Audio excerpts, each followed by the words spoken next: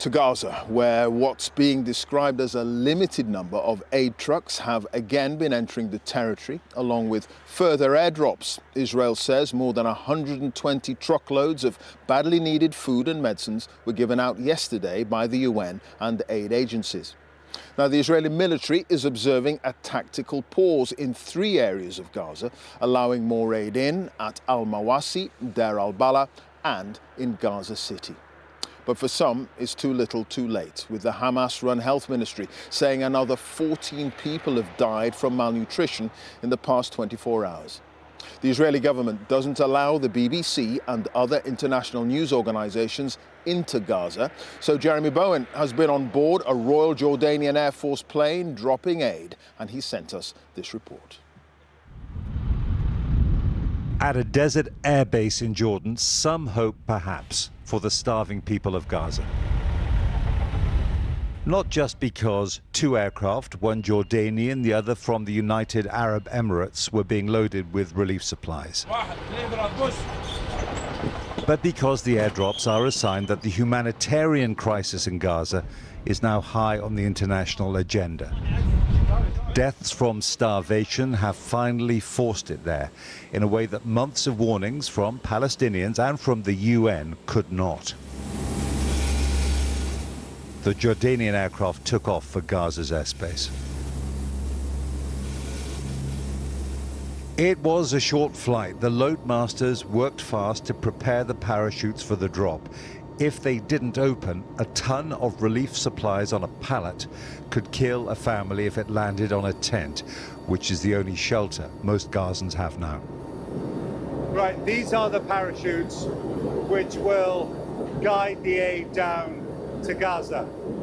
There are 8 tons on here, baby milk, some food, medical supplies, and there's this aircraft and one other from the UAE. Now, clearly, on its own, this is not going to make a great deal of difference. The only thing that really will make a big difference would be a lot of road convoys. You can't do it with airdrops.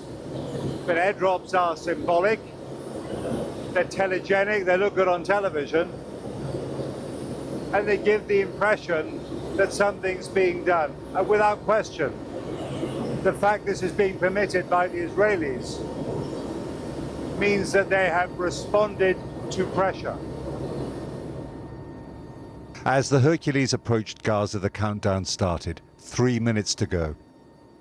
Then the aircraft was overland, and the 1-minute warning before it delivered around as much cargo as a single lorry can carry.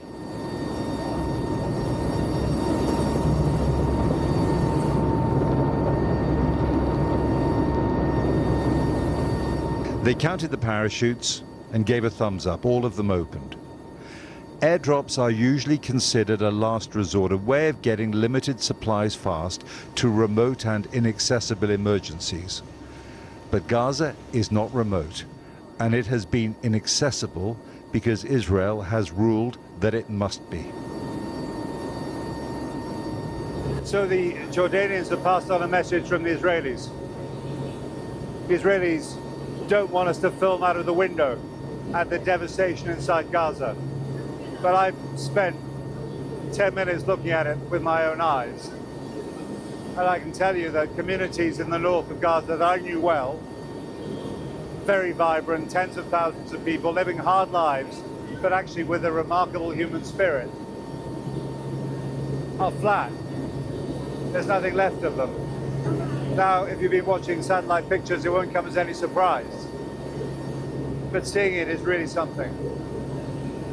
Israel will not allow reporters like myself to enter Gaza to report the story. And they don't want us to see it, to film it anyway, from above either. It took about 3/4 of an hour to get back to the King Abdullah Air Base. The Emirati aircraft followed a few minutes later. For now, by air and road, this is a limited operation. Israel says that unfettered relief supplies heading into Gaza would strengthen Hamas. The fact is that aid has not been reaching the people who need it most, and if that doesn't change, more will die.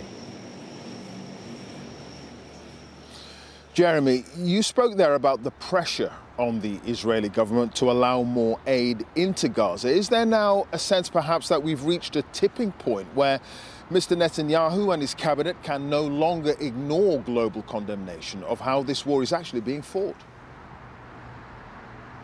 Yeah, I think that on the humanitarian side, at least for now, certainly, because there's been some very strong criticism of what Israel's done from leading European allies, from the British, from the French, from the Germans.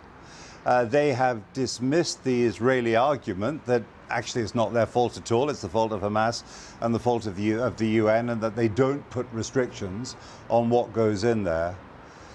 Even Donald Trump was not singing the same tune on this as Netanyahu, put it like that today. But on the political side, different. A very strong statement tonight from the State Department in Washington, D.C., absolutely condemning the idea of acknowledging Palestinian sovereignty as an independent state, which is the French plan, and of course Britain is wondering whether or not to do that. There's that cabinet meeting coming up when they're going to be discussing that, to really taking actually a contemptuous tone about the idea, 100% behind Israel on that one. And there's something else, Clive, as well, reported in the Haaretz newspaper website here, which might well feed into that cabinet meeting in London, which is they are reporting tonight that the Americans have approved a plan by the Netanyahu government to annex parts of northern Gaza if Hamas does not accept the ceasefire terms that it's being offered. And that, I think, will really concentrate the minds of those people who say, well, if there is ever to be a two-state solution, how on earth do you take concrete steps towards that? And President Macron of France decided that the best step to take was to acknowledge Palestinian sovereign independence.